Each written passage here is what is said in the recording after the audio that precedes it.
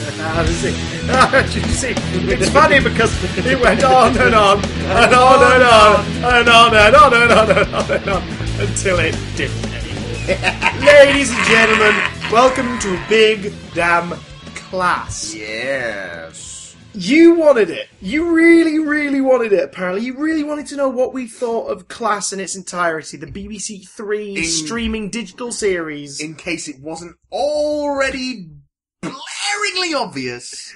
We gave up early on, but questions persisted. You guys would talk about recent events of the show as it came out, and you got the better of us. I'm Big Damn Chris. I'm Big Damn Don't Care Anymore. And in today's Big Damn Cast, we are dissecting the corpse of Class Series 1. You're picking over the fleshless skeleton. We've also got some of your questions related to Class that we'll get to toward the end. Naturally, spoiler alert for Season 1 of BBC TV's Class. From the universe of Doctor Who. Yeah, from the Doctor Who Unitard. A few disclaimers. We didn't enjoy it when it started.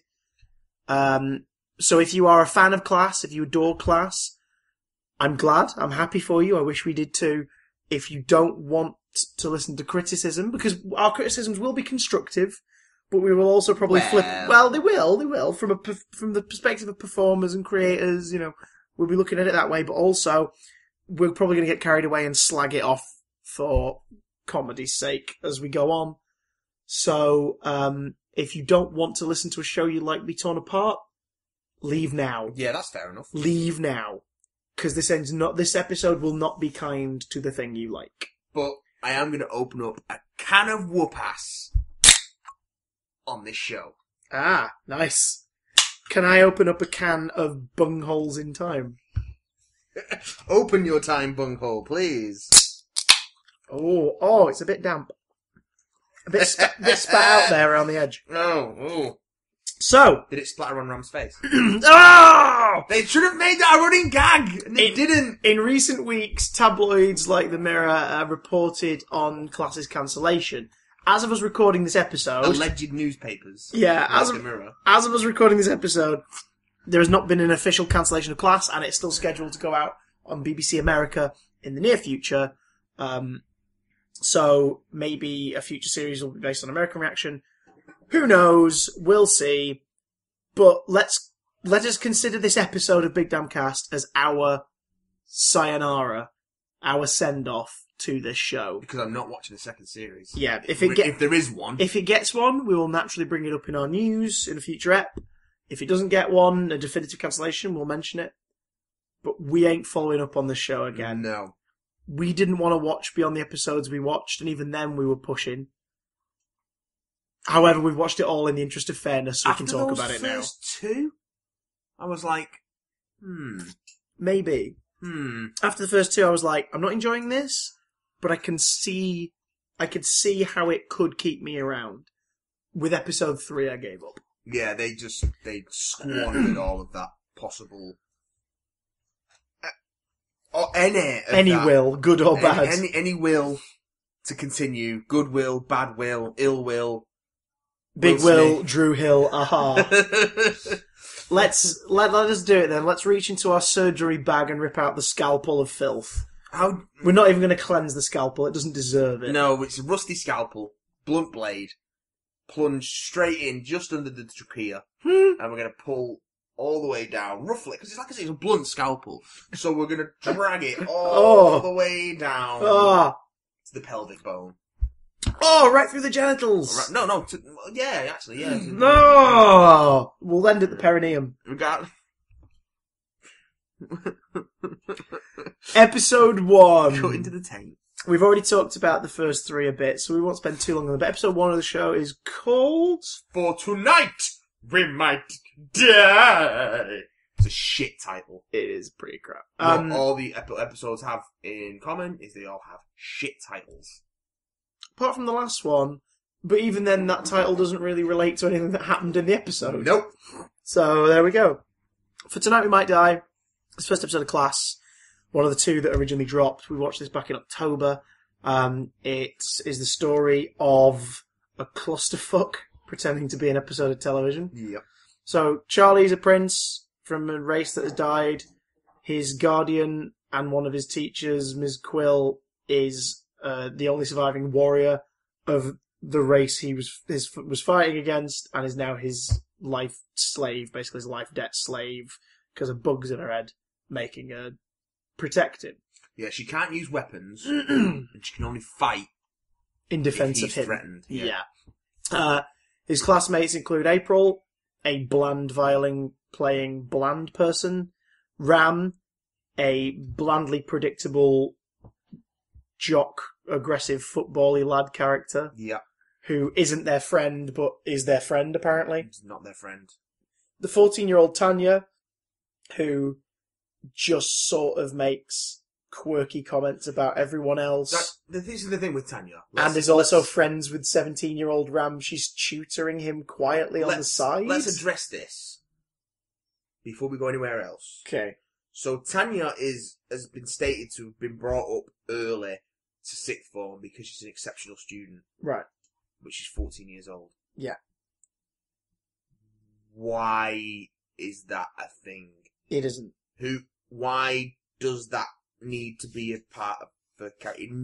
It's never adequately explored in terms of her character why that is important. No. Why couldn't she have just been another student? Not even her intellect. It's not even done. There's not even like a thing where you find out that she was pushed to be smarter because of upbringing, or she's somehow tied. Like, it'd be interesting if maybe it had been influenced. She had an important reason for it, like these bad guys, the governors, we'll get to them. Like, she's exceptionally bright, we need her, she needs to associate with this circle because in time it's going to prove useful to us. Like, none of that happens. Nothing comes up as to why. She's clearly smart, but not necessarily exceptionally so. A top student, but not a genius. Just as clueless as the rest of them in terms of interactions in the show. She's also, like you said, the only reason she seems to be younger than them is so that she and April can have some forced tension in episode 6. And apart from that, the only other thing her age is attached to is every now and again she goes like, I'm 14, and it's like, right, okay. You keep reminding us of this, but how's it important? These are our 4 main characters. Oh wait, there's a 5th. Matus, Charlie's boyfriend. Lad is in a family. His family from Poland. His parents are apparently not particularly accepting of him being in a relationship with Charlie, which they don't play on with really more than a couple of conversations in episodes 1 and 3. So they don't really use any drama from that. Because he gets kicked out straight away. Is he living with them after episode 3, or is it just in episode 3 he stays at the house? After that, he's living with Charlie and Miss Quill. Okay, right. So, but also it's sort of. He keeps making references to, I'm the Pole and all this. Do Polish families have, like, is Poland sort of against homosexuals? I'm not that.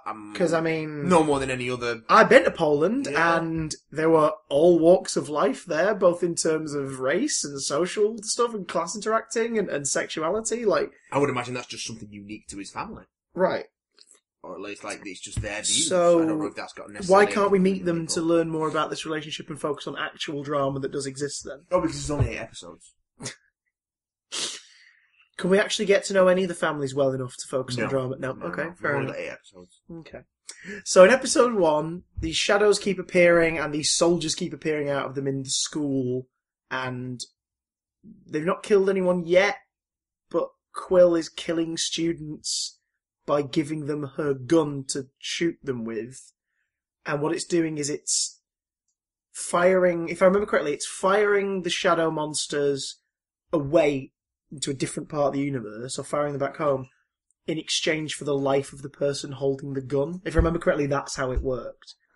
Because that was why it was tense that when April had the gun and like... That was another thing as well, she held the gun and like this tentacle comes out of it and wraps around her hands to make sure she's holding it, which never happens again. Regardless of who's holding the gun. So that was the whole tension, wasn't it? The idea is that like you're going to shoot that thing and it's going to send it away. But then the gun... but you'll die. You have to die to give the energy for this. Because if you remember correctly, the gun sort of almost gives them like it makes the portal that sends them away again. Oh, okay. What? Now, this is just episode 1. If I remember correctly, there was a bit in episode 1 where it's Charlie, Quill, and April in the corridor around that scene with her having the gun. Yeah. Where 1,000 years of exposition is fired at the screen. Yeah. In a barrage of bollocks, and it assumes that you took it all in. Thing is, when you look at it, it doesn't actually make sense itself. So, this is how our series starts. Shadow monsters are attacking. Quill and Charlie know something about it. They're the Shadowkin. Apparently, they're the people that killed. Like, they either killed their. No, I got right. They didn't kill their people, did they? But the Shadowkin were a big part of the war that was happening, right? The Shadowkin had tried to kill them before, or whatever. Yeah. Or something. Oh, God. So, the point is, they know what these monsters are, because they're alien, and they know what these aliens are. And they're like, they're bad, we've got to get rid of them. Why are they here? Maybe they've found you, and they want to kill you or something. Right, okay. They attack the school on the night of the prom.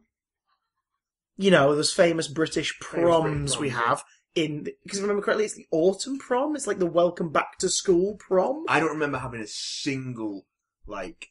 Primary school, in primary school, we had a disco, and then we had a leavers do at the end of year 11 of high school. These guys were in a sixth form? Yeah.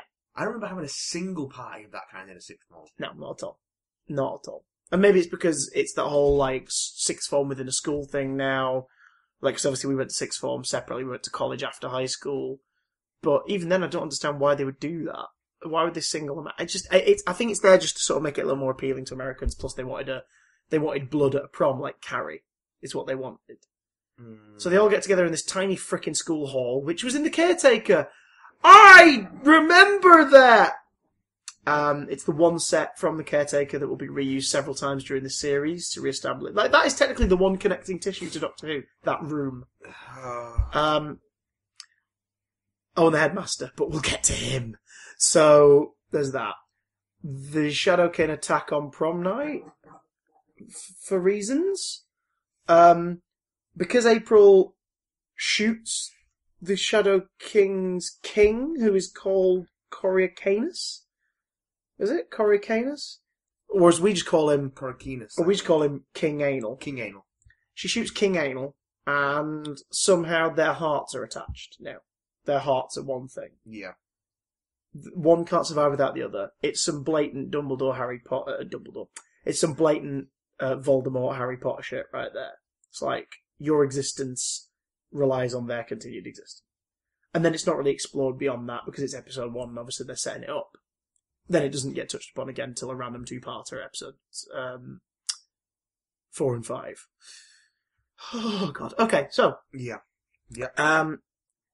During the attack, there's some violent, bloody gore. One genuinely brilliant moment when Ram's girlfriend gets stabbed through the back.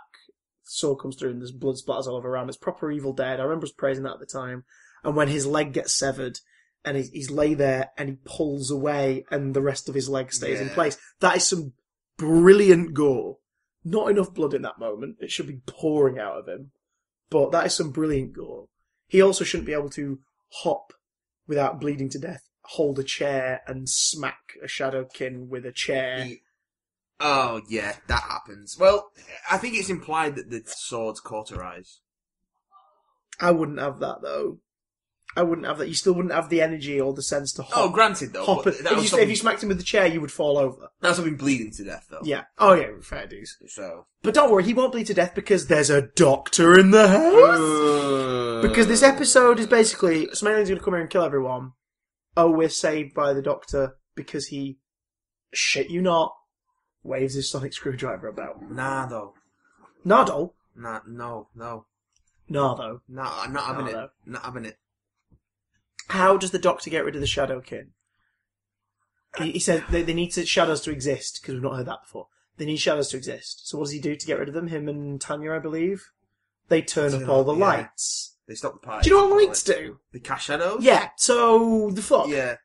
To get rid of the Shadowkin, you should technically turn out all the lights. Then they'd be gone, because there's no shadows. This was Patrick Nessie's first experience of television. Mm-hmm. BBC came to him with a cheque, which was the entire budget for BBC Three's flagship drama series, and said, here you go, Mr. Young Adult Author who's never written a TV show before, create and write as a TV show. As far as I'm aware, I believe he was being kept in mind to write an episode of Doctor Who, But they wanted to do it. So They we'll wanted just to. give this entire spin-off then. Oh no, but they wanted to do a spin-off, and they went, "Do you want to do it?" And he went, "Okay." So it's a bit more scattered like that. Do you know what I mean? It's like maybe him writing one episode of Doctor Who would be a lot less painless. I don't know. We can't judge his work as a writer because neither of us have read any of his books in terms of him as an author. He wrote We've not read his Calls, books, which has recently been adapted as a movie and released. Yeah, and has been sort of circle jerked and heavily praised. But before its release, it was getting all these sort of wonderful write-ups and everything. In a way that made me go, this has put me off seeing this movie. Because I'm being told this film is amazing. I'm like, give me the basic premise of the movie and pull me in to go and see it. Don't tell me it's amazing before it's come out, because I'm just like, who's saying this? The trailer I saw for it before Fantastic Beasts in November was a random Talking Heads interview with Patrick Ness, the director, Liam Neeson, Felicity Jones, and someone else, with clips of the movie inserted in between it. And I was like, what is this? The hell is this? But we can't judge him as an author. I'm sure, like, he's a bestseller for a reason.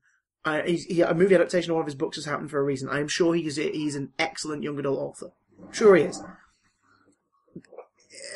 I'm sure he will go on to write better television. He'll have honed his craft more. I don't know that this experience in television will be positive enough for him to continue. Yeah, well, I wouldn't. Class isn't very well written. Episode 1 is a clusterfluff.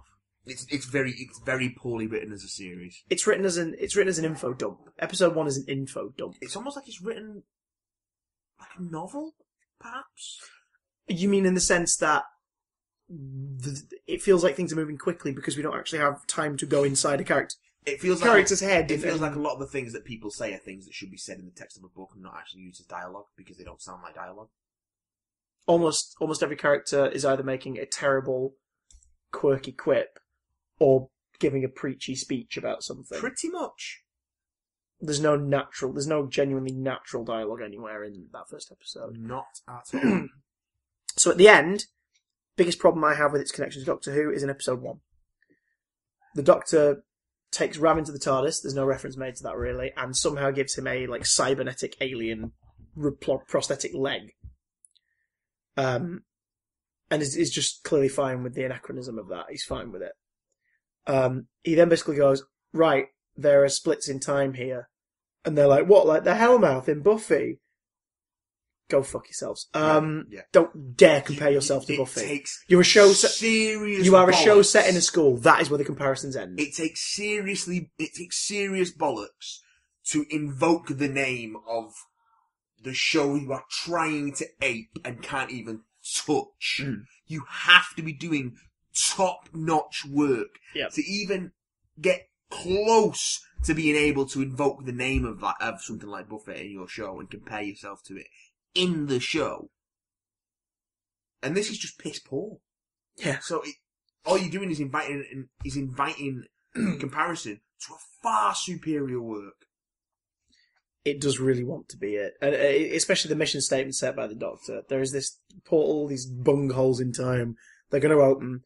Things are going to come through. You have to defend them. Because I can't be everywhere at once, he says. The character who owns a time machine. No, you literally can be. That's exactly what you can do. Yeah. You travel in time and space, so you can, in theory, be everywhere at once. But no, he can't be everywhere at once. But he can, so though. You children and you homicidal alien maniac who is resistantly tethered to another and is one freedom quest away from being a murderer of, you know what I mean? Like she's a violent being apparently, and she will kill if she's able to. I want you guys to all hang out and face these monsters and aliens. Do me proud, bye. And the only reason they have to take this guy's word is because Charlie and Quill met him before. Like, he's the one who rescued them, basically, and put them on Earth. Why would he do that? The more I think about this show, the angrier I'm getting. He wouldn't put them on Earth, would he? He wouldn't. He might. Why would he randomly put them on Earth in a school? Why would he put them in Coal Hill School? Why would all these things be happening at Coal Hill School, other than brand recognition? Which I never got either. Let's set it in Coal Hill, an iconic Doctor Who location, all the marketing said. That word has been killed. That word has been slaughtered. That word has had its neck cut in its sleep. Iconic means fuck all now. Yeah. Coal Hill is not an iconic location in Doctor Who. It's a significant location in the show's history, in that it was the setting of the very first episode. It's revisiting and then it gets a nice nod in the 50th. It's the setting of Remembrance of the Daleks, and a few episodes in 8 and 9 deal with Clara working there. That always felt forced in series 8 and 9. Yeah. That was its inclusion in Day of the Doctor didn't feel gratuitous. We were mostly at that point just like, wait, Clara's a teacher? That was the confusion. Yeah. It was like, Clara's a teacher now? It's because she can do anything, Chris. Oh, God. She can literally do anything. Mm-hmm. What do you need someone to do in this week's episode? Snog Jane Austen. Right, Clara can do that. Oh, yeah, okay. What else do you need someone to do? What do you need someone to do in the next episode? Correct the universe and set it completely to rights. Right, Clara can do that. Oh, cool, okay. Yeah. Okay. Be a compelling character that isn't a total arse. Shit, I don't know how to write those. You're not clever enough. So, yeah. The point I was making was, Coal Hill is not an iconic location. The Doctor would not be like, I'm going to send you to Coal Hills. Do you know what I mean? That's not what he would do. That's not what he would do. You could argue that, well, he's taking them there because he knows, like, he's blended in before using that school as cover. Like, sending his granddaughter there. Yeah. But that's not... He wouldn't do that. He wouldn't he wouldn't put a dangerous alien homicidal maniac and the child she's tethered to. He didn't abandon his granddaughter in the school. He was living in the junkyard down the lane. Yeah. Oh, God. So, in the show, Doctor Who, played by Peter Capaldi, written like David Tennant, Yeah. whimsically says, "This is your mission statement. You're going to protect the school. Bye!" Do you think Patrick Ness has actually watched any of Peter Capaldi's Doctor Who? I'll be honest, I will come to his defence there. There is no definitive character for that incarnation. Fair enough. So he just wrote Doctor and gave it to Peter Capaldi. And Peter Capaldi is very entertaining in that 5 minutes that he's in the episode. I mean, Peter Capaldi is generally entertaining, although he's often hampered by terrible material in Doctor Who. Yeah. Here he's given fun material, probably because it's that whole thing of, oh my God, I get to write the Doctor for an episode. I'm going to pour everything into this. It just happened to be Tennant's Doctor who's writing. So there's that. The Doctor leaves the children to face off with evil creatures. Week 1, not a fan. Didn't enjoy it. But I was left with this open hope. We were talking about this before we recorded. We were left with this feeling of, is this going to be a Monster of the Week show? Because I'm not going to lie, I'm a bit of a sucker for a Monster of the Week show. Yeah. Because I like the inventiveness of the writers when they come up with new creatures, new threats. I like how the characters' lives, usually in the subplots, develop over time, dealing with an amount of things like this over time. Buffy did that incredibly well. Do you know what I mean? Like, in terms of the Monster of the Week format. Recent kids' programs like the Sarah Jane Adventures, and even the comedy puppet show Strange Hill High, dealt with that. Trapdoor is a Monster of the Week show. The claymation... You know what I'm talking about. I know exactly what you're talking about. Trapdoor is an excellent example of a Monster of the Week show. Yeah. Smallville was Monster of the Week. Like, Angel is Monster of the Week. You can do Monster of the Week and it be really cool. The X-Files. X-Files Monster of the Week. Kind of exactly. popularised the format. Well, there you go.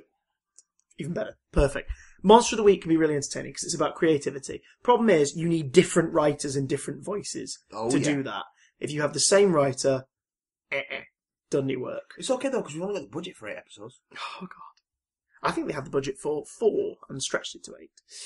Because we get Monster of the Week for 2 episodes, really. Yeah. Episode 2, The Coach with the Dragon Tattoo. We get a 2-parter in an 8-episode series. Mm-hmm. Smart decisions. But in episode 2, we get Coach with the Dragon Tattoo. We discover that one of these things is apparently opened at some point in the past, these bung holes. This creature has latched on to the PE coach, the PE teacher, and it eats people. No, it doesn't eat people, does it? No, it does. It does. Like he has to feed. Skin? He has to. Yeah, it takes their skin. It feeds off of that to survive, and its mate is looking for it. I think it says a lot that we can't actually. Oh no, remember he a takes lot the of skin plot of off. these And episodes. he takes the skin off, and its mate arrives, and actually, no, its mate does that, and fucking hell. The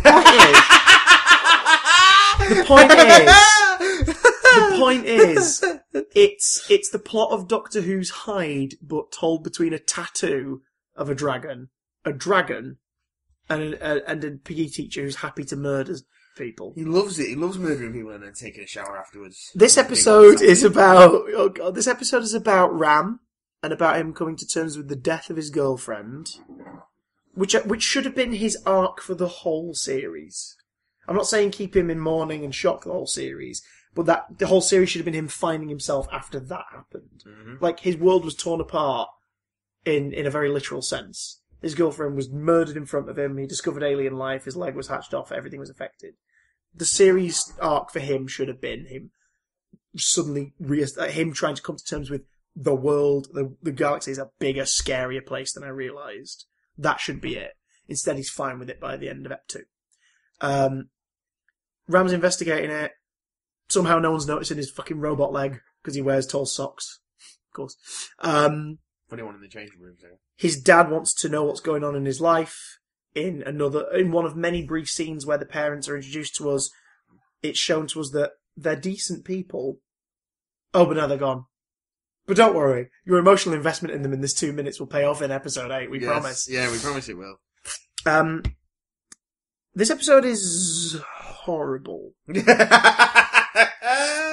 The character interactions are really, really forced and awful. As they are throughout the entire series. There is a subplot with a robot inspector who Quill is trying to suss out, like snogs him to get a reaction. And is this all the first stuff. time the governors come up? The governors have sent an inspector. So obviously you assume it's the board of governors for, the education board or whatever. Why the hell did Oh, yeah. But there's a robot. So, but it's only inspecting Quill's lessons. And it's blatantly a robot. And she throws it at the dragon so that it gets killed, so she hasn't actually harmed it. So she's like, someone's spying on us, and this person's been sent to spy on us. I've asked it questions, it won't give me anything right, I'll get it killed.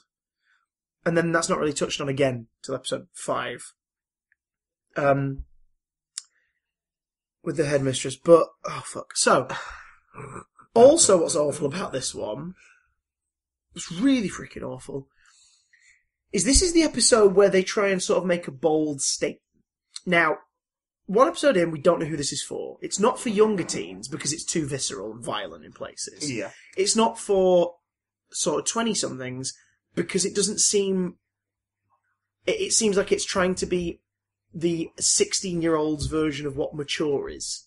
A bit like... Like, when you're 15, 16, you're like, I know shit now, I'm an adult, I get things. And then at age 18, you look back over the last 2 years and go, I really didn't. I really didn't get things. A bit like how Torchwood could be at its worst. Yes! Absolutely. Torchwood, for the most part, I'm going to say it, wasn't the worst thing on television.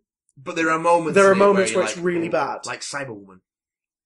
That's a Chibnall episode. Written by future Doctor Who lead. Can you see why I'm not ecstatic about it? He's a decent writer, but I don't know how I feel. Cyberwoman. The majority, the padded episodes of Miracle Day. Yeah. The ones that were clearly added to pad it out. Miracle Day. I couldn't be bothered. Excellent beginning. Really cool middle. Some fun at the end. Mostly padding. Because Stars Network said to Russell T Davis, we want you to do what you did for Children of Earth. Great, here's 5 episodes. No, we want 10. Oh, right. Okay. So you don't want me to do what I did with Children of Earth then? Yeah. A tightly constructed, well-told 5-hour story. Yeah. Because Children of Earth is some of the best television I've ever seen in my lifetime going out on TV. Children of Earth was excellent. I think that's strong for me, but I liked it, yeah. Hey. Yes. Yeah. So, Series 1's got some real gems in it. Series 2's got some real gems in it. Yeah. There's also not some great stuff in between it all. Class is it doesn't know who it's aiming itself at, and that's evident by the end of episode 1. Episode 2 tries to get rid of at least one part of the audience, and that's the younger part of the audience, because they make a statement. They take a character introduced to us in the family TV show Doctor Who. This is the headmaster, who we meet in Into the Dalek, and more prominently in The Caretaker. And then we see him in Dark Water. Yeah, we meet the head teacher, who is portrayed in those as sort of a lovely, slightly bumbling man. And in this, also. In the first episode of Class, a lovely, slightly bumbling man. Yeah. In episode 2 of Class, a lovely, slightly bumbling man whose head gets crushed beneath the foot of a dragon in a really prolonged shot with blood coming out the side of his head, and then we see his skinned body. Yeah. They kill off the lovely comedy headmaster from Doctor Who in a vicious, gory death. That is the moment where Class goes, this isn't your dad's Doctor Who. This ain't your daddy's Doctor Who spin-off. Take the kids out of the room. That's the moment where it's saying, this is for adults. Yeah. Or mid to late teenagers who think that this is adult. It's not. But that's the statement it's making. Yeah. It lost my respect in that moment. I was like, you don't have this character in your show at all, or you have him in, but you don't bring him into the violent shit. You definitely had more of a problem with this than I did, but I definitely see what you're saying. Well, I have more of a problem with it in retrospective, having now binged it all. Yeah. Because they get rid of him to bring in another character. That's why he's taken out. And another character who just...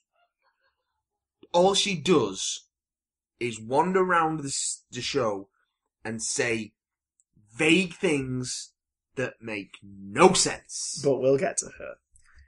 Episode 3. Now this, and I'm going to say it, this could have been a brilliant piece of television. Could have been. Episode 3, entitled... Night Visiting. Night Visiting. Could have been an excellent piece of television. It really could have been.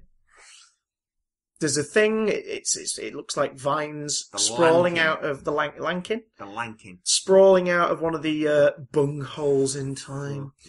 Every time you say that, you remember that it was said in a television show. And I die a little inside. Yeah.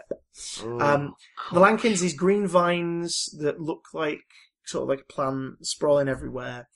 And at the end of them are deceased loved ones appearing in the homes of their family, usually talking to one person directly. Basically, what it wants, its ultimate goal, as far as we can tell, is it feeds off of like their sorrow and their joy. Like it feeds off of those emotions.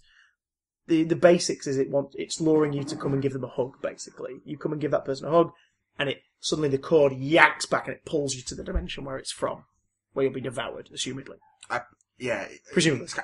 We see it happen once. We see that person on the street. Yeah, and then we see him go back into the hole, but then we don't know if it feeds on them bodily or if it is an emotional. I would assume that it's sort of it's a mix, like the way it ensnares its prey is through sort of like getting their trust and then pulling them in.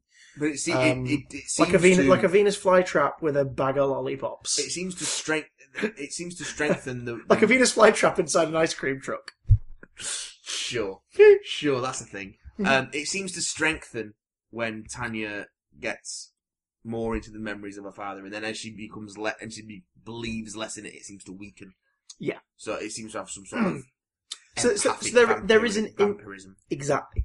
So to me, it would make a lot more sense for the thing to be that it gets a hold of you, and then and there it's got you, and it feeds off of that emotion. Yeah.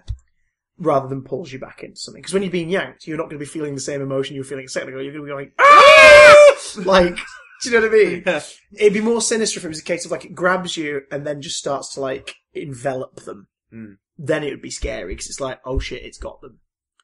But it doesn't do that. Either way, still kind of an interesting premise. The dead not really being there, but for all intents and purposes being there. You could do some great character stuff with this. It's the sort of character stuff that would be doubly effective if this were a later season and it were a character we had seen die returning. Again. Yeah. You can hear a lot of that. Yeah, definitely. Oh god. So we know that Tanya's dad is dead. It was mentioned briefly in the second episode, because they had this habit in the first half of the series of teeing up what the next one was going to be about. Yeah. With a random moment in it that came out of nowhere. not so much in episode 1, but in episode 2, there was a bit where Tanya was going on about her father to Ram. Yeah. Then, oh god. So we see her dad. Her dad died when she was young. There is some brilliant grounds for some excellent drama here and character interaction. Within about 3 sentences, Tanya goes, "You're not my dad, you're an alien." The attitude of all the characters in this episode is, another alien invasion. We're in episode 3. They've seen 2 things. I could understand it if there'd been throwaway references even to just like, oh god, this is like those metal blokes in my street when I was a kid. Just something like that makes you go, at least they're used to invasions happening. And there is a trio of spin-off novels. Mm. But again, no reference is made to any of that stuff. It doesn't feel like time passes in between these episodes. No, it feels like the whole thing takes place over the course of a week. Yeah, or maybe a month. Maybe it just felt like a month, but you were just touching a lightning bolt in a desert. It did not feel like it. God, I fucking hate someone. It does not feel like much time has passed over the course of this series. No, these 8 episodes. So, dead people are reappearing everywhere. Toward the subplot of this one is Charlie and Matus having a conversation in bed. The subplot is the blossoming relationship of April and Ram. Oh, you say blossoming. I say add water to taste. The cup of soup relationship of April and Ram. It's like in this episode. In the space of 2 minutes, someone puts the powder hot water in the cup, gives it a stir, and goes, "There you go, it was there all along!" It's like, no, it wasn't. No, it frickin' wasn't. They have a conversation. I think they're going to Tanya. Yeah, they're going to Tanya. Yeah. They're walking to Tanya's house. Has she phoned them or texted them or something? I think so. But they're walking to Tanya's house, and they stop at a bus stop. And they have loads of conversations along. They see people like entwined in the vines, randomly sat on the street. That's never explained what that's about.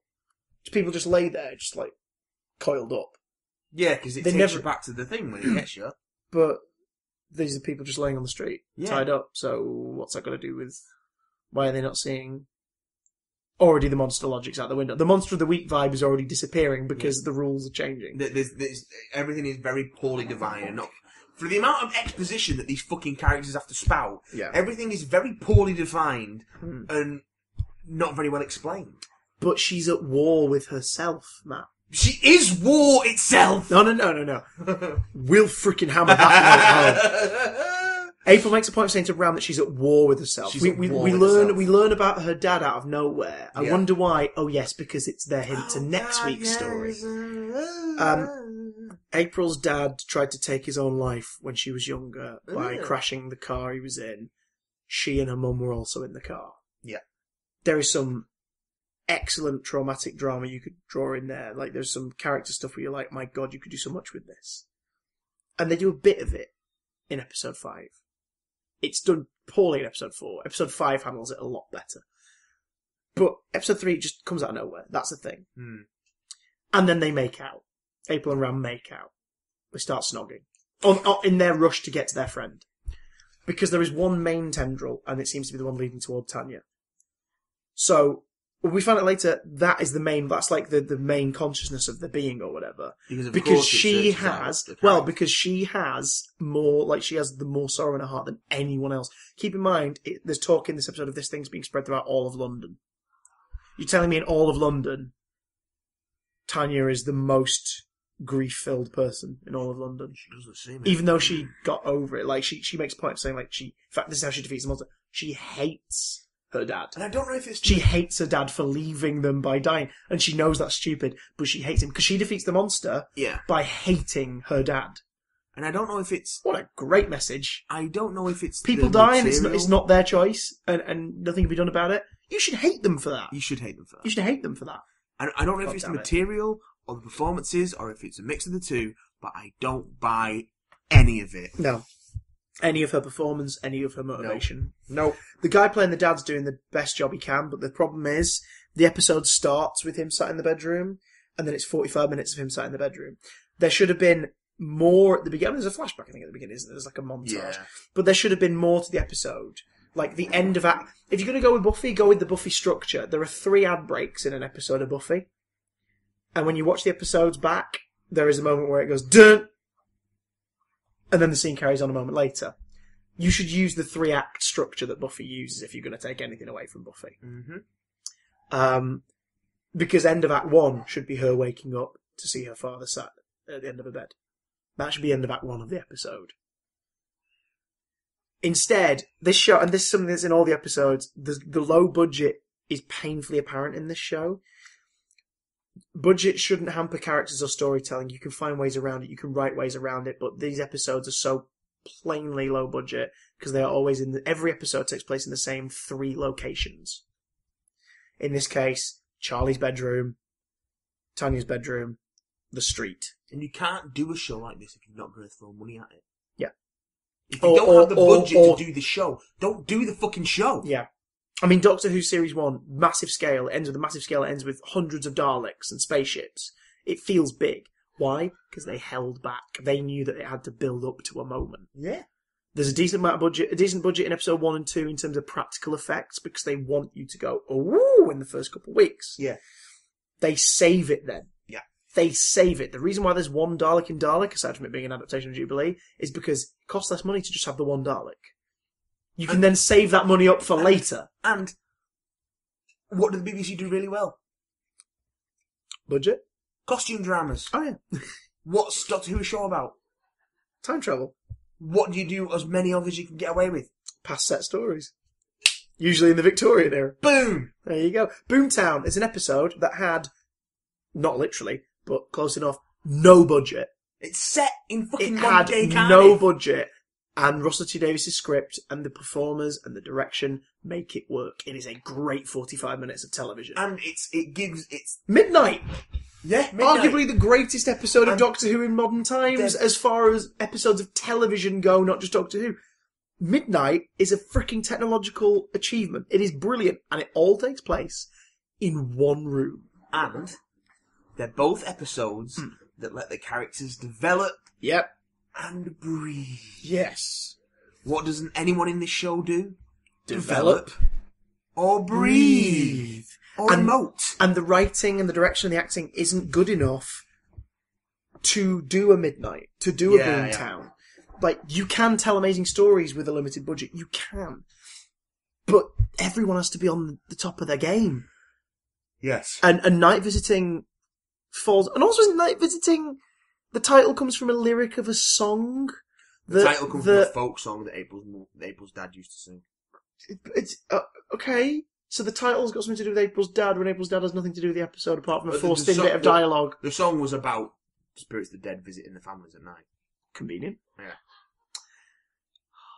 Well, it's made up. Can we also... One last thing to say about this episode before we move on. The evil is defeated because Tanya hates her father and that weakens it, and then Quill steals a bus and drives it through the tentacle. Sure, alright. And then the episode ends with them all like, oh, I'm glad you're okay. Oh, same old, same old. And Quill's like, is no one gonna thank me? Yeah, gag, gag, gag, gag, gag, gag, gag. It's terrible. Why did we watch all of this? We did it in the interest of fairness. Okay, here we go. Episode 4. I watched this for the first time yesterday as of this recording. Co-owner of a lonely heart. Co-owner of a lonely... Fuck you. So what a title! What a shitty title! So we take a bland character. We've decided that bland character is definitely part alien and possibly turning evil. Definitely part alien. She can wield scimitars. She's a vicious warrior. She really is. And a lot of that is down to the directing, and a lot of it is down to the acting, and a lot of it is down to the editing, and a lot of it is down to the writing. April is not an imposing character, and I don't feel threatened by her turning bad, unquote. She's connected to the Shadow King's king, King Anal. King Anal can feel what she feels. She and Ram have spontaneous, unplanned sex. And then it's implied that the Shadow King Anal just gave front anal to a female member of his palace. Well, because April finishes before he does. Because April finishes before he does. He has performance issues. He has performance issues and then asks for a cuddle. can I remind you, this is the quote-unquote big bad of the series. Yeah. This is the thing we're meant to be terrified of. You know, but it's funny. When the master... to refer to a better show, when the master, the big bad, a term coined by Buffy the Vampire Slayer, the big bad of Buffy the Vampire Slayer Season 1, was humorous, it's because the character enjoyed being evil. His character he delighted in being depraved and violent. And it was usually darkly humorous. Yes, it was twisted. This was not a nice person. Yeah. The Shadow King Anus is just, we are war, because that's what everyone is in the show. Everyone is war. We are war. Class. You are war. Everyone is war. And we are war. And that is war. What about that puppy? It is war. It is war. We shouldn't be laughing at him. No. We should be scared of him. I know. He's fucking ridiculous. He's that Sauron-looking motherfucker and his knockoff Mount Doom. He's got no gravitas, no presence, and zero threat. Now, that's not down to the actor. I think the actor's trying his damn best under all that makeup. And I will say this, the look of that creature is cool. The effect of the ash and the smoke coming off them at all times a bit much. is cool. Well, it's a bit much, but it is only because we see them so much. Yeah. If he was just in episode 1... and then returned in a story later for one-off, it would still look cool. For shadowy, stealthy creatures, we see an awful fucking lot of them. April's dad comes back, and that's when Mouse spends a rage. She nearly kills him. The great Con O'Neill is cast in a thankless role. Yeah. And this is how you know a show is badly directed. I've only ever seen Con O'Neill, to my memory, in 2 different things. Those things are the Channel 4 series Cucumber and the BBC 3 comedy show Uncle. Whenever I see Con O'Neill... So prior to this, it is in 2 shows that are very well made.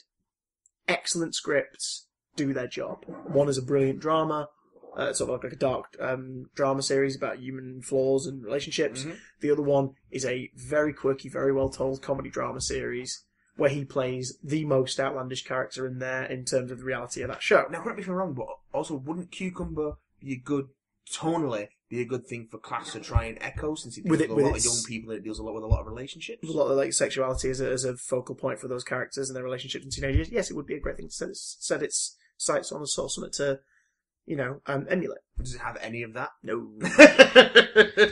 It has the 14-year-old girl scrolling through Tumblr looking for safe, non-threatening boys. Oh, look, this gay couple will do. I'm going to ship them now. That's the sort of relationship they aim for. Ship them.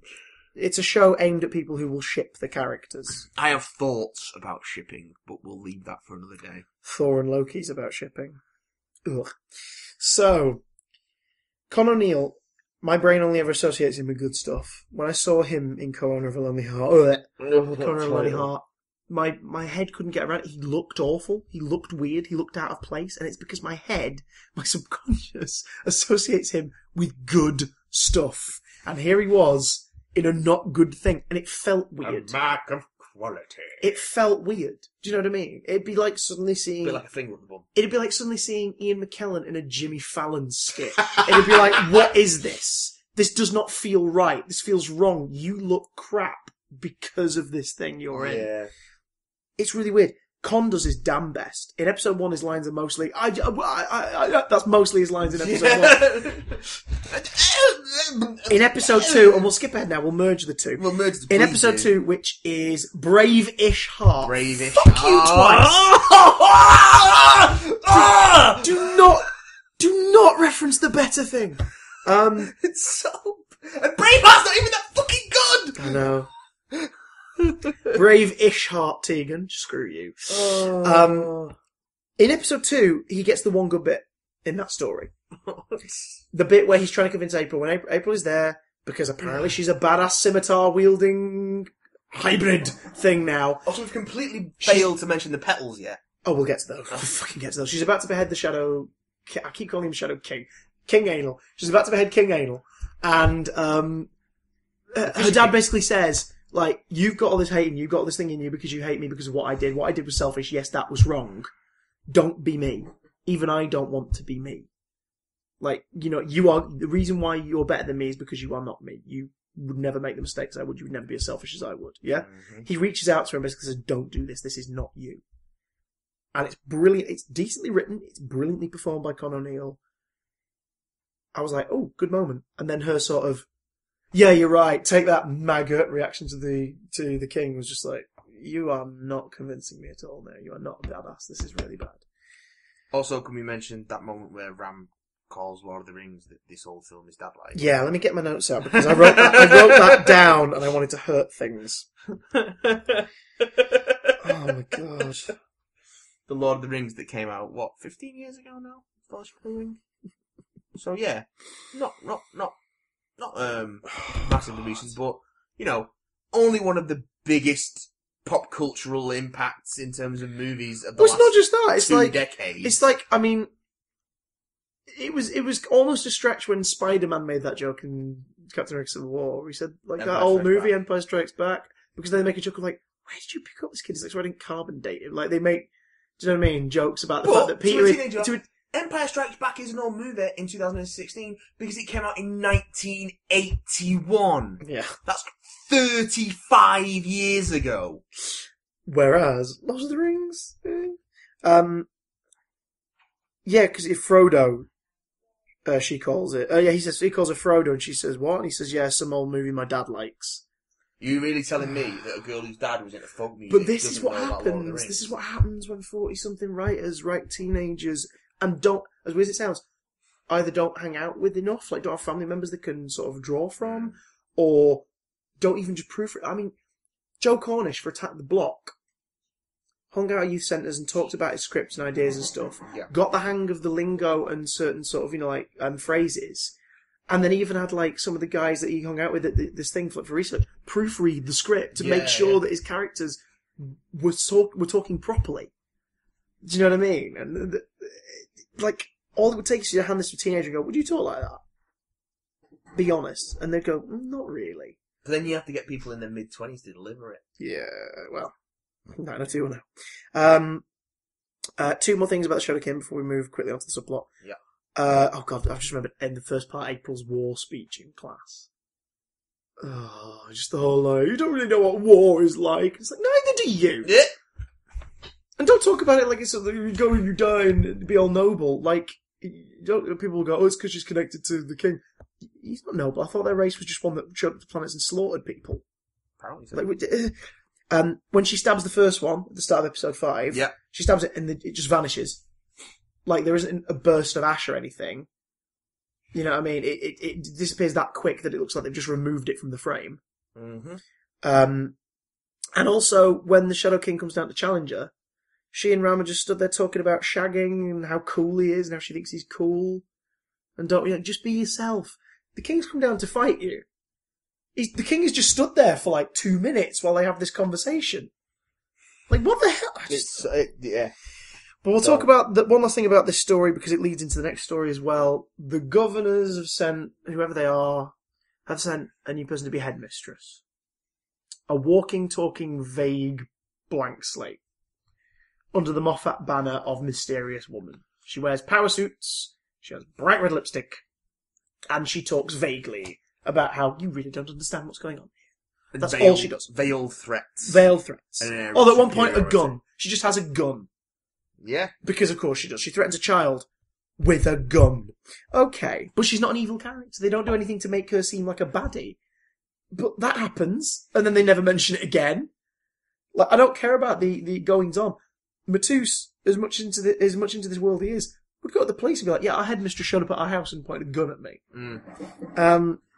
So there's that. She's trying to fight off an invasion in the subplot of these petals. Now, this is already weird because the previous episode was about a plant-like creature. This one's also about a plant-like creature.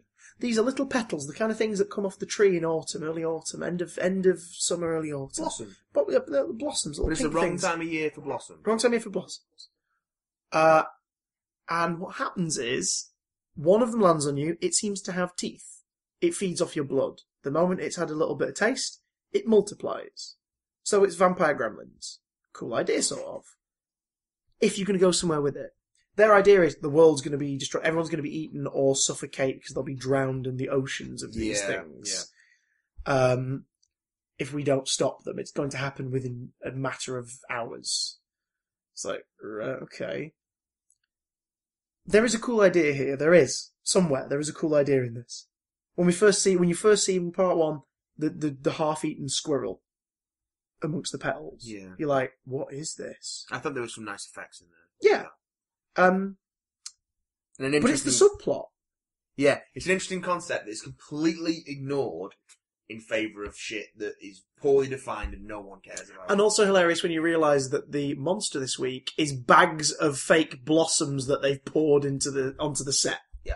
They've poured blossoms onto the set. That's the villain. Yeah.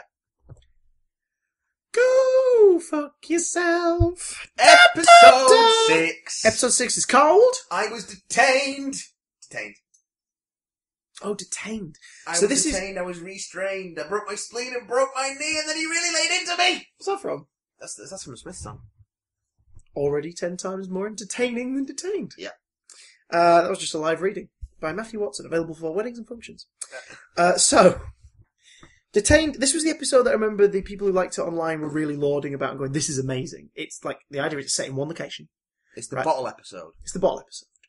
But it is also the biggest example of you can do amazing things with no budget and one location if you have an amazing story to tell. This episode would work better, and this is the first time I'm going to really bring this up, somewhere in season 2 of your show. Yeah. Because it is about the tensions between the characters and how they've changed since we first met them. Except we don't really know them, and we've only seen them for 4 stories. 1, 2, 3, and 4 and 5. There's one story. We don't know them well enough to give a shit. Some of the tension seems to come out of nowhere. Like Tanya's tension is out of nowhere. Mm-hmm. It's just nowhere. Ram and April's like, I love you so much, I love you thingy, but I know you will never love me as much as I love you, and it's tearing me apart. You really love me, and you're tearing me apart, Lisa! I don't feel the same way, and I know that's bad, and I wish I could change that, la la la. It's something that would be entertaining if they weren't, you know, boyfriend and girlfriend in script dialogue only. They hooked up like they 2 episodes they snogged 2 stories ago. And that was they shagged a story ago. That was a 2-parter, that was so it. there was no space in between those episodes. So how much time has passed in between this episode and this one? Don't know. So Quill locks them in detention for an hour because she has stuff to do. She doesn't actually lock them in detention. Apparently she just does that to freak Charlie out because April reveals that, oh, she gave me the other key. Like, see, we're not locked in here. I've unlocked the door. She's doing it to fuck with you because you're claustrophobic. But then right. she does actually have things to go and do as we find out later, so she should have locked him in. I'll say that was an interesting idea. The idea that we saw this story, and then we saw what was happening in the subplot as a second episode. Which might be the worst title of the entire series, but we'll get to that. So a bunghole in time opens outside the door, a meteor shoots through, and they're suddenly in a blank space-like space. And every time someone holds the meteor, they experience a childhood trauma, and then they make a confession or a truth about someone else in there, or about all of them, like a sort of dark confession. I say dark confession, it's just petty teenage confessions, but whatever. And then they're able to ask the meteor questions. I will say it again, Monster of the Week show. The villain this week is a voice we hear in their head a few times in the last 20 minutes. And a rock. Apparently the rock is a sentient prisoner. The rock was its prison. But we don't see it. We also don't see any of the flashbacks, you know, which would actually build flesh stuff out. They just tell us while a fisheye lens shakes in front of their face what they're seeing. Again, Matus is the only performance that is subtle and nice. He gets some really weird dialogue about reading Narnia books as a kid that Charlie doesn't quite understand when he's trying to make a point to him. That is delivered really nicely well. He does. That annoyed me. There's no tension. Ram's just a dick. There's a slight implication that the Rock is making everyone like filled with hate. I think that's actually stated. Well, they make it more stated when Charlie talks about like, I'm not angry. I'm just afraid. And then he's like, oh no, I'm angry. But it doesn't. I don't think they ever describe how that's meant to benefit the Rock. The Rock is the prison, and it makes its inmates angry and hate each other, so its inmates kill each other. I think. But apparently, the Rock is the prisoner because when they wipe out the Rock, the prison gate when they get back to the prison gateway to wherever the prison is opens, and pulls Charlie because Charlie says that well-known phrase. What is it? I killed the prisoner, and every prison needs a prisoner. So they exchange him for... Okay, let's look at my notes real quick here. It's like I've said before.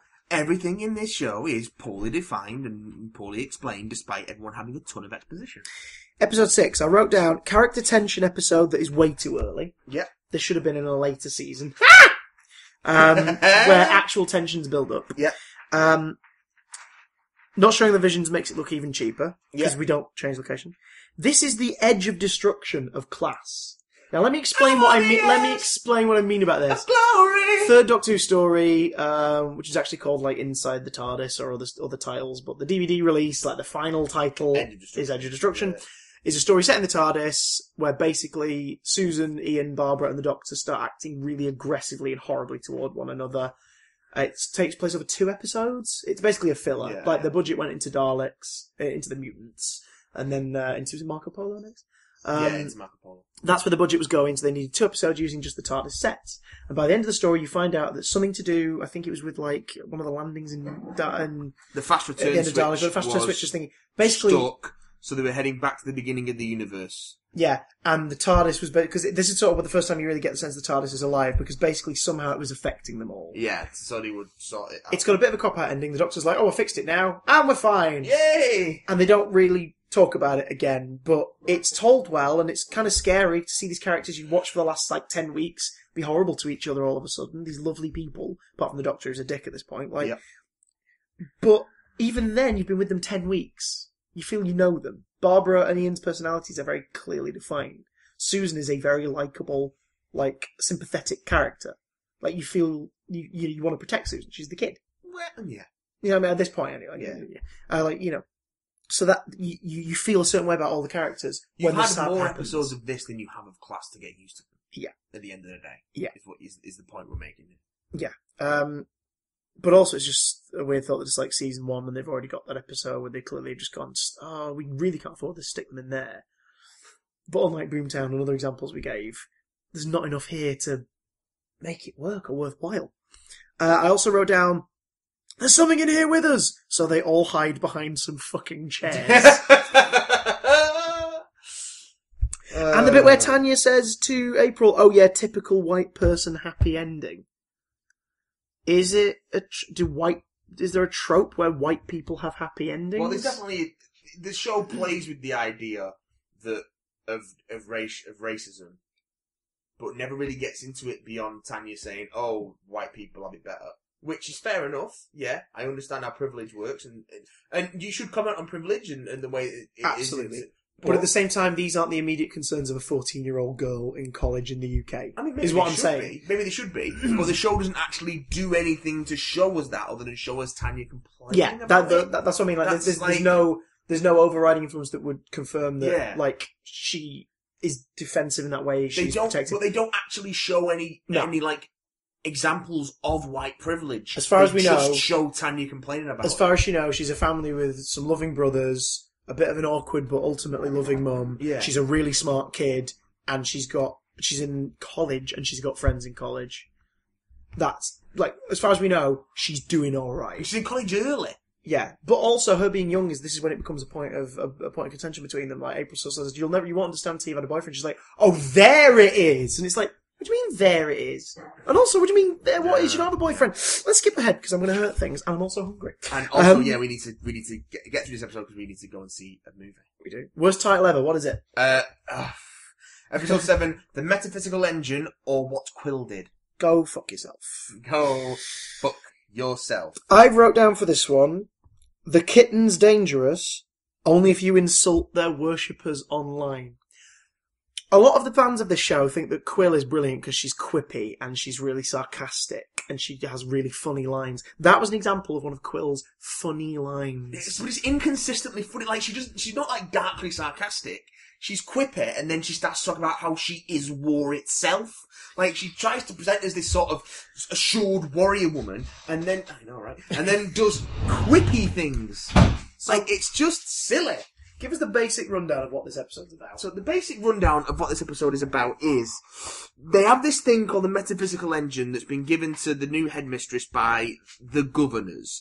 And what they're going to do is they're going to take a journey into it, along with a shapeshifter the governors have imprisoned for some unknown reason, who's her surgeon, and they're going to go through different metaphysical levels of stuff to get actual real objects to bring out of metaphysical places, because that's how metaphysics works, and then remove the Arn that is keeping Quill under control from Quill's head so she can have her freedom back. So, it's a show which is all about visiting imaginary places to find real objects.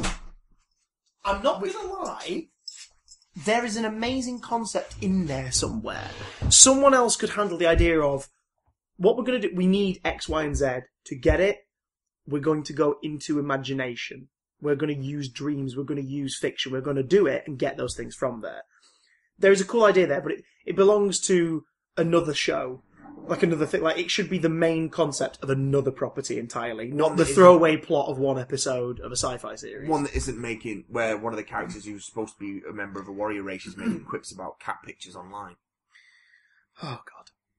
So the places they go to, the stuff they need, conveniently, can all be found in versions of their collective, like, afterlives. Yeah. Or god myths, like their in the beginning stories. The Arn Heaven. Yeah, I wrote, for each realm being an afterlife constructed from belief. So, like, obviously, if it's belief, it's quite strong. People who believe in heaven and hell picture heaven and hell. It's a big thing. It's not just like a room with a sign on the door that says, welcome to hell. But for realms being an afterlife constructed from belief, they're all clearly small and low budget. Setty-looking sets. We have a wicker tent. Setty-ass-looking sets. In the car park at BBC Wales. We have the cave, which was there 2 episodes ago. Never reuse a set in an episode really close to the last time you used it. The cave from 2 episodes ago in the Shadowkin's planet is slightly redressed to be the hell. And if it isn't, you've had a cave 2 episodes apart. They look the same. They're lit by torches.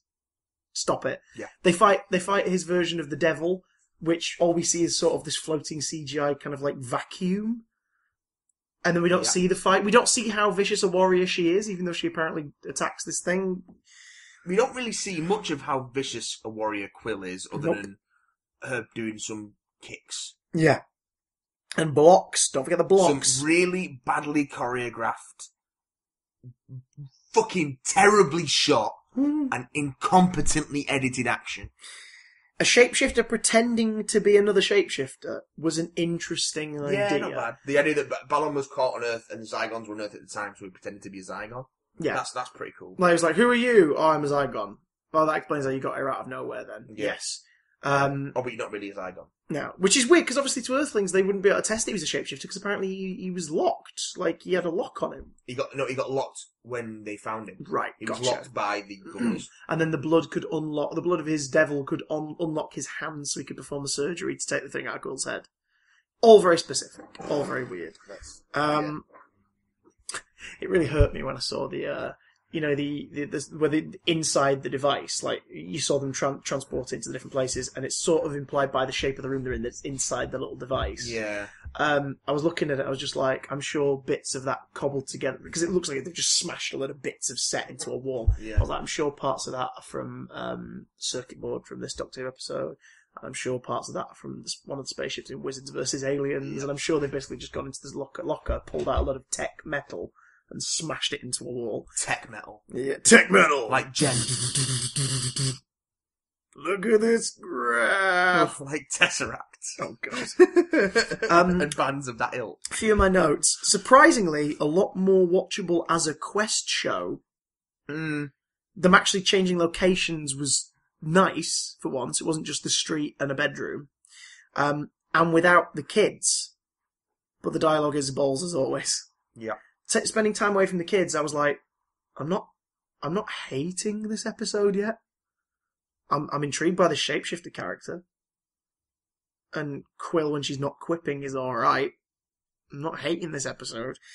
But then the headmistress kept talking. Yeah, she's awful. The headmistress is vague and repetitive, and Quill is going along with her shit so easily, I don't understand it. She's completely fine with going along with what... I just don't get it. I think this is one of the, 2 mentions of ever upward reach. It's never explained what that is. They just mention, for the ever upward reach. They don't explain it. The governors have something to do with ever upward reach. Oh, that's nice. What is that? Alright, fine. Yeah, whatever. Clue, they don't even explain it in the next episode, where it's apparently explained. Yeah. Different edit at the end of this episode from the previous week. This episode ends with the same ending as the last week, apart from when she collapses. Sort of to show that this was the story. Both weeks the story starts with her putting Charlie in the classroom. Both weeks it ends with her returning to the classroom. Apparently free now. From his control. Yeah. And with a prosthetic scar that they'll probably find a way around if they have a second series. But then when she says things are, and then she sort of looked down at the gun and everything in part, and then looked back up and was like, things are gonna change around here. In the second episode she went, things are, gonna change. It was like, that's a different take. Yeah. You used a different take. Why'd you use a different take? Yeah. And then she collapses.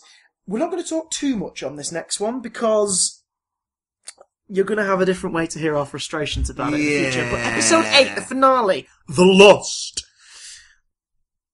So the Shadowkin are listening to their king again now, despite April defeating him and dethroning him. It's almost like this show's missing 4 or 5 episodes. He comes back and kills Ram's dad. He kills Tanya's mum. He kills Tanya's brothers. No, he tries to kill Tanya's brothers. He tries to kill Tanya's brothers. He threatens to kill April's mum. And he then shows up at the school assembly hall. Because that's the battleground where this war itself will be fought. And this episode, nothing happens, really. No. We're told the gravity of the situation. There was a cabinet of souls in an earlier episode that contains the souls of all of Charlie's people, because apparently somehow they've survived. And Quill hates that, because it's like, your people have survived in some way and mine haven't. That's not fair. The cabinet of souls can be used as a weapon. The governors are aware of it.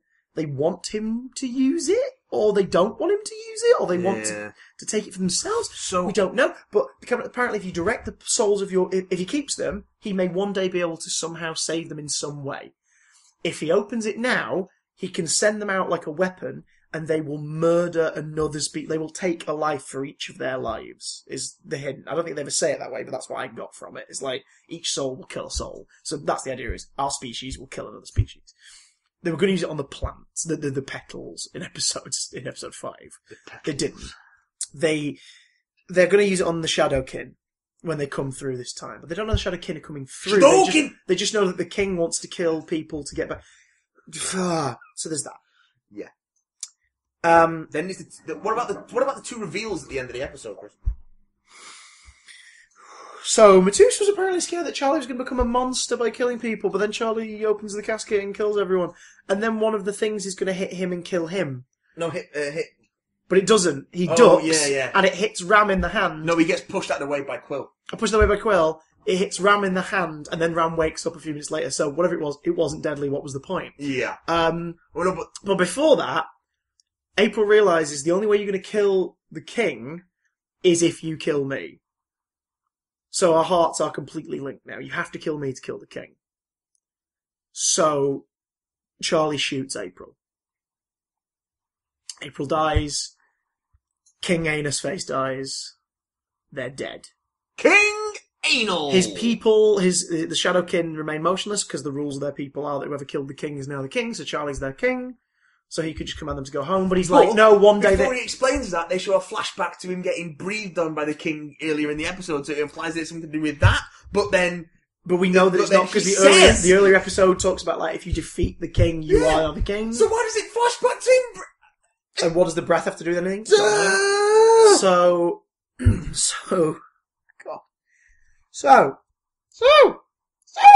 He decides, no, I'm going to use the cabinet to kill all the Shadowkin, because if I don't, something will happen and they'll come back at some point. They will. They have to die for what they did to my people and what they could do to Earth. Yeah. So the Shadowkin start to resist and fight him and try and stop him. Quill, and give her 5 minutes of taekwondo tips, and Tanya, are the warriors who fight the Shadowkin off. By the way, Quill's pregnant. She got pregnant in the last episode to the shapeshifter. And at some point her baby's going to hatch out of her and kill her, and she seems fine with that. Maybe because it means the Quill race will carry on. It's never established as to why she's fine with it. They fight off the Shadowkin, and the things kill them all. Okay. 2 things. 1, the governors are this mysterious bunch of people who are upstairs. You can get to them, you can get to like their meeting room or their hall through a door downstairs in the school lobby. Ever Upward Reach. It's in the lobby. Yeah. You can get to them through the lobby if a kid walks through there by mistake. Yeah.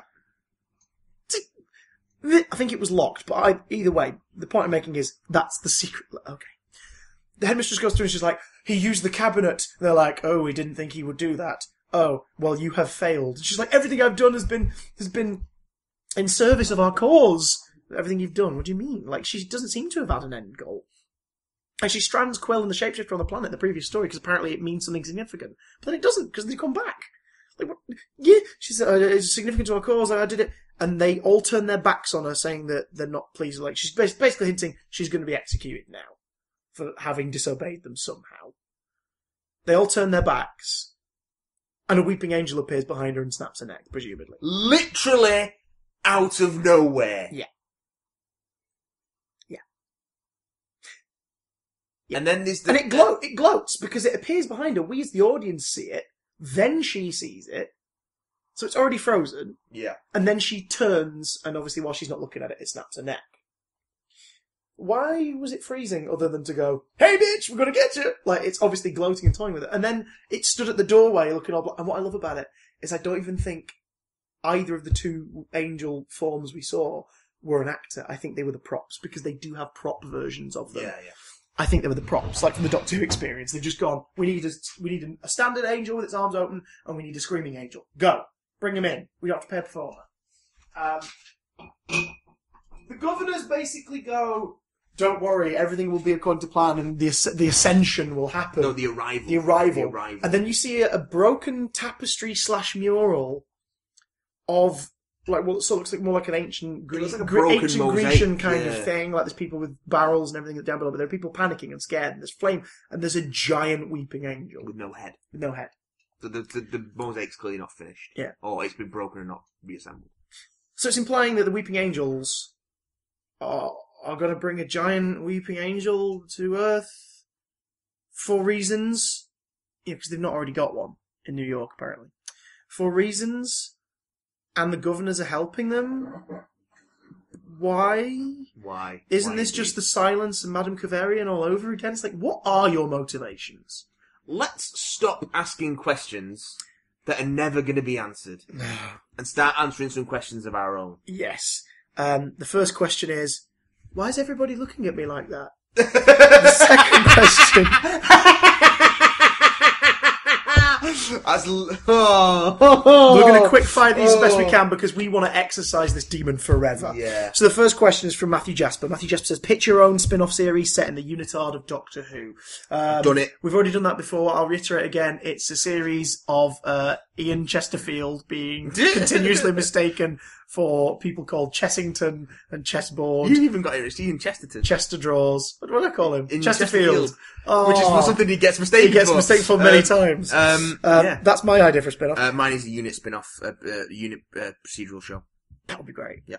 Like sort of lowercase cases and things like that, lower priority things. Rebecca Jackson. Hello, Rebecca Jackson. Rebecca Jackson says, compared to Doctor Who and the other spin-offs, how would you rate Class and would you want a second series? I think the answer from both of us for the second part of the question is never in hell. But don't worry, even if it does get a second series, we're not going to waste our time watching it. Yeah. Where does it rate with the other spin-offs? It's the worst.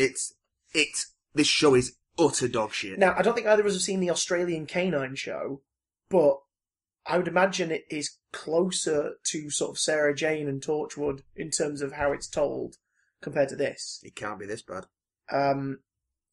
Class is the worst one. It is the worst one. Class is literally the worst. It is the worst. Next. Ian McLean sent us a million questions, so I will pick just one. Only one? I shall pick just the one, because he sent us a million. Okay.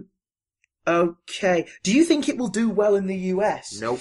I think it will do as well as it did over here, which is there will be a small, scary, passionate, like, throbbing, erect audience for it. Who've probably, one, already decided they liked it, Yes. and two, already watched it by torrenting it. Yeah. So, whatever. I think that'll be it. I think that will be it, and I think it will slowly slip away. I don't think this show's going to grow, let's put it that way. Yeah, even if it gets a second series, it ain't going to get bigger. No. And finally, excellent question, a bit of a thinker, from Billiam Tracilium. Hey! Old Billy Tracy from Five Who fans. Of course, he and I attended the class premiere together. Yes, I saw. I saw the footage that got out. The fraying. Patrick Ness steps down. You're both held at gunpoint and asked to write Series 2. What's your pitch? I would turn it into a wacky flatmate show. Fresh meat, but with class characters. Yeah, I would... Miss Quill is an alien warrior filled with cannibal babies. April Shadowkin is a big scary monster who just wants to look nice for the boys. These two are literally the opposite of each other, but what's gonna happen when they share an apartment? She keeps trying to play violin, but it burns in her hands! Oh god! I would, and I might sound like a broken record here. Yeah, she still sings at the random bar that God. sings creepy folk songs at. I'm going to sing a song that's the title of this episode, and that's the only relation that it has to this episode. At risk of sounding like a broken record, I'd retool it into a unit show with them at a training academy for unit agents. So they're actually in a class that's relevant to, you know, stuff. They might be expected to come across these situations, not some weird, school ran by a weird weeping angel cult. Although they could be approached by unit to become agents for them and infiltrate the governors. Unit come in and go, hi, there's this lot called the governors. We're aware of them because we were expecting, for example, that prisoner. We were expecting certain drop-offs, certain deliveries and arrivals, and these guys have been intercepting us. We've not let them know that we're onto them. We know that you're involved. Because it just makes the unit look really incompetent. Yeah. It makes Torchwood look really incompetent. Yeah. Because, I mean, Torchwood doesn't exist in the form it used to be in at this point, but, you know what I mean? Like, Miracle Day ends with Jack and Gwen and Rex, whatever his name was, Mekhi Phifer's character, stuff like that. They're all very much alive, so they would be investigating shit. Also, a thought has just hit me. This entire show, first few episodes, like, it's frustrating that they're just like, oh, business as usual. But the first couple of episodes makes a big thing of like, what is this? What are these things? That's the show's premise. It's like kids suddenly discover that the universe is a much bigger, scarier place than they realised. But this is in a world where over the last couple of years, a bunch of orange, sucker-faced aliens have just become part of the norm. Yeah. So already, that premise doesn't work. This is a world that is acutely aware of the existence of alien life. Yeah, but... So why wouldn't they go to the police with this shit? Ever? Because the world deals with it. The world dealt with those ghost metal men that showed up. Children! That star was blasting lightning at London 10 years ago, and you know the military dealt with that. Like, are we not gonna? People mention UNIT. Why not get UNIT? Why not get UNIT involved? Class, if you do come back, stay away. Stay away from us. If you never come back, we shall not drink to you, we shall not salute to you, we shall not remember you fondly. What I will say is this. You are... I can't think of words venomous enough to end on. You are nothing. Piss poor itself. Yes. You are piss poor itself. Brilliant. There we go. Guys, never talk to us about this shit again. For tonight we may die! If you do.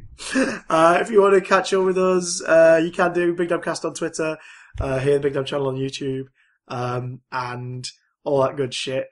We'll see you later, my lovelies.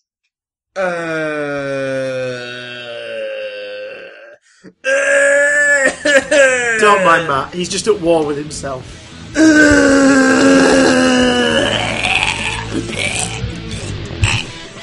I binged and I have to put in